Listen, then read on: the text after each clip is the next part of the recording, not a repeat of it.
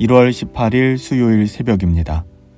오늘은 베드로전서 13번째 시간으로 베드로전서 2장 6절부터 8절까지의 말씀을 가지고 부끄러움을 당하지 않으리라 라는 제목으로 하나님의 말씀을 함께 상고합니다. 베드로전서 2장 6절부터 8절까지의 말씀이에요. 성경에 기록되었으되 보라 내가 택한 보배로운 모퉁이 돌을 시온에 두노니 그를 믿는 자는 부끄러움을 당하지 아니하리라 하였으니 그러므로 믿는 너희에게는 보배이나 믿지 아니하는 자에게는 건축자들이 버린 그 돌이 모퉁이의 머릿돌이 되고 또한 부딪히는 돌과 걸려 넘어지게 하는 바위가 되었다 하였느니라. 그들이 말씀을 순종하지 아니하므로 넘어지나니 이는 그들을 이렇게 정하신 것이라. 아멘. 하나님께서는 그가 택하신 보배로운 모퉁이 돌을 시온에 두셨습니다.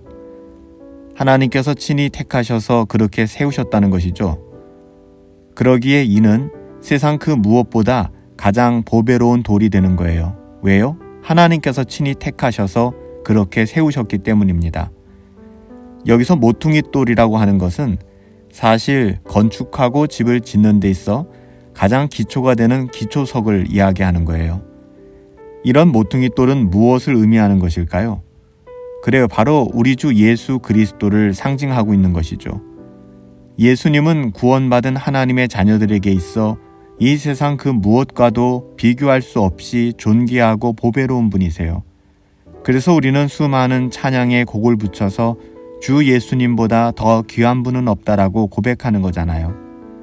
하지만 이렇게 존귀하고 보배로운 모퉁이 돌 예수 그리스도가 믿지 않는 세상 사람들에게는 버린 돌이 되었고 더 나아가 부딪히는 돌, 거치는 반석이 되었다라고 성경은 이야기합니다.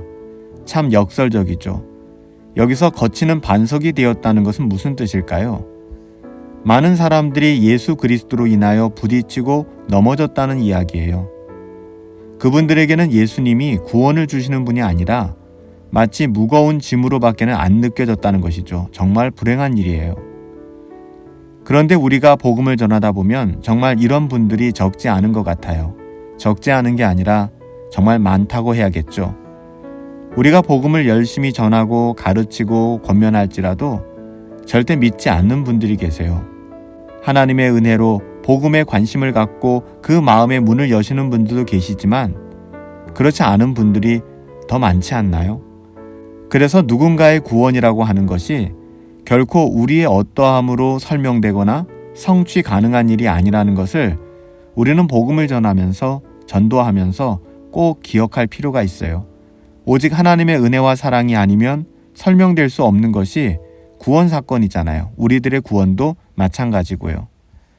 그렇게 하나님께서는 전혀 그럴 만한 자격이나 공로가 없는 우리들을 오직 은혜 안에서 보배롭게 여기사 우리를 택하시고 하나님의 자녀로 불러주신 것이죠. 그게 저와 여러분들이잖아요.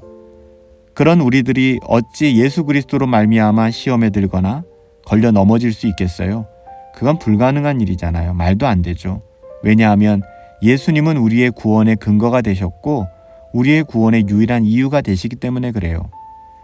그래서 이 사실을 믿는 사람이라면 어느 누구나 결코 이 세상을 살아가는 동안 부끄러움을 당하지 않게 될 거예요. 오직 예수님이 우리와 함께 하시기 때문이고 예수님으로 우리의 삶이 다시 시작되었기 때문이죠. 하나님께서는 성령의 감동으로 성경 말씀을 기록해 주셨고요. 바로 그 말씀을 통해서 우리는 이런 우리의 구원에 관하여 더욱 선명하게 확인하고 확신할 수 있게 된 것이죠. 오늘 본문 6절 말씀처럼 내가 귀중한 돌 하나를 골라 머릿돌로 시온에 두었다. 그를 믿는 사람들은 어떻다고요? 결코 부끄러움을 당하지 않을 것이다. 여러분 믿으시죠?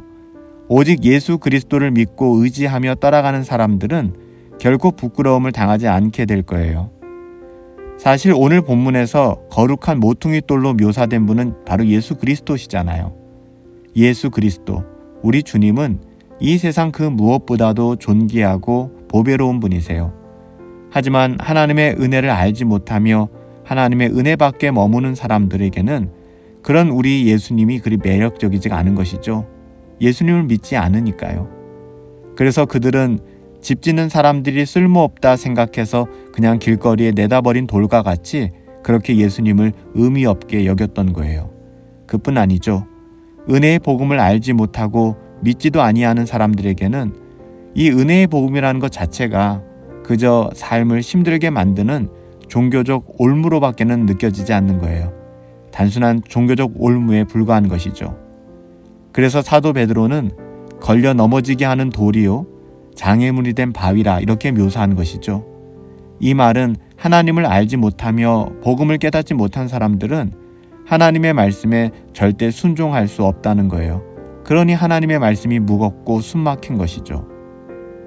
그러니까 은혜가 은혜로 여겨질 수 없기에 그들의 삶은 끝없는 원망과 불평으로 가득 찰 수밖에 없다는 거예요. 하지만 은혜의 복음을 아는 사람, 은혜로 거듭난 하나님의 자녀들은 결코 경건을 추구함에 있어 시험 들거나 하나님의 말씀에 걸려 넘어지고 원망하는 자리까지 가진 않을 거예요. 사랑하는 여러분, 세상의 눈이 아닌 오직 하나님의 시선으로 은혜의 복음, 우리 주 예수 그리스도를 바라봅시다. 그렇게 참된 믿음으로 살아가게 된다면 우리는 이 세상 그 어떤 것에도 결코 부끄러움을 당하거나 세상 그 누구에게도 부끄러운 인생을 살게 되지 않을 거예요. 그런 은혜가 저와 여러분들 가운데 함께 하기를 예수님의 이름으로 축복합니다. 살아계신 아버지 하나님, 우리에게는 하나님께서 택하신 보배로운 머릿돌, 모퉁이돌, 주 예수 그리스도가 있음을 믿음으로 고백하며 감사하게 됩니다. 그를 믿는 자는 부끄러움을 당하지 않게 될 것이다 라고 말씀해 주셨습니다. 살아계신 아버지 하나님, 우리의 삶, 거듭난 신자의 삶은 오직 예수 그리스도로 인하여 다시 시작된 것이고 오직 예수 그리스도 아니면 설명될 수 없는 삶입니다. 그 무엇에도 부끄럽지 않은 삶 살아갈 수 있도록 우리에게 은혜를 주시고 다른 것 아니고 오직 예수님으로 인하여 부끄럽지 않은 인생 살아갈 수 있도록 역사하여 주시옵소서. 예수님의 이름으로 기도하옵나이다. 아멘. 하나님의 말씀이 부딪히는 돌과 걸려 넘어지는 바위가 되어서는 안 되겠죠. 하나님을 사랑하는 그 마음으로, 하나님을 경외하는 그 마음으로 오늘 우리에게 주어진 삶, 하나님의 자녀답게 살아가실 수 있게 되기를 예수님의 이름으로 축복합니다.